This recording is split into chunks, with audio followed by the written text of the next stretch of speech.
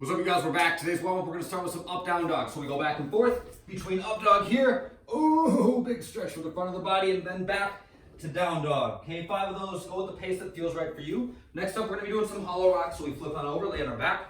Feet, toes point, feet together. We're rocking forwards and back. My shoulder blades never touch the ground. So try to think about squeezing your belly so much that the small of your back is flat to it the entire time.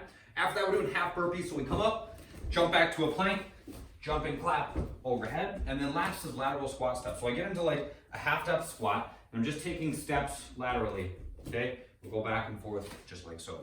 For the workout, we're going back and forth between either double unders, so if you have a jump rope, you can do double unders, or else lateral jumps over a dumbbell, so you just set a dumbbell down next to you, we're just jumping back and forth, up and over it, and then a bunch of different movements. The first of which, this is the equipment version, is gonna be a handstand hold, so kind of a tricky movement. Can't demo that on camera very well, but this is what it should look like. If you picture me upside down right now, I'm gonna look like this, okay? My elbows are locked, I'm pushing into the ground. It's not just like a balancing act, right? I'm not just like trying to just balance here. I'm actively putting myself in a handstand. So my arms are engaged, my shoulders are active, my belly's tight, my butt's flexed, my knees are locked because my quads are squeezed, my toes are pointed, like everything is active through my body. Handstands are a really good exercise for that reason, because you're using basically your entire body to get there. You can get there one of two ways.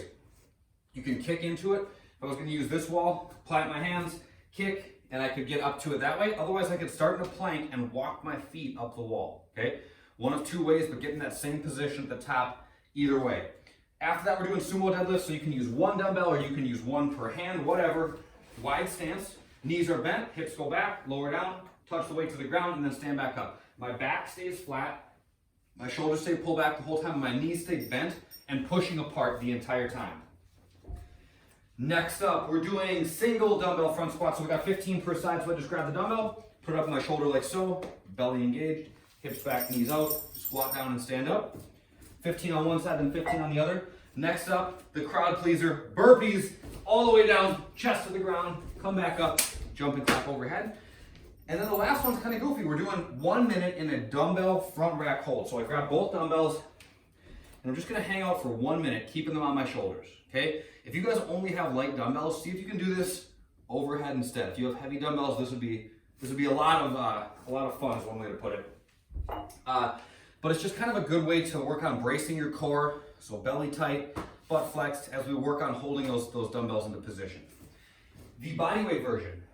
All right, we're gonna do lateral jumps over a 6-inch target back and forth between a handstand hold, odd object sumo deadlift, so find something to lift up, 30 squats, so just basic air squats, burpees, and then a plank hold will replace the dumbbell front rack hold. The accessory work today, we're gonna do 3 sets of 8 dumbbell tripod rows per side. So I grab one dumbbell, put one hand on a chair.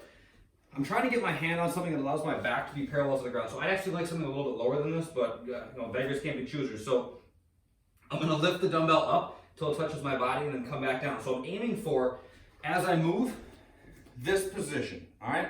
I want my forearm to be kind of perpendicular to my body. I'm not like looking for my elbow to stick out to the side. I'm not curling it up to my shoulder. It should be a vertical elbow right over my wrist position at the height of each rep.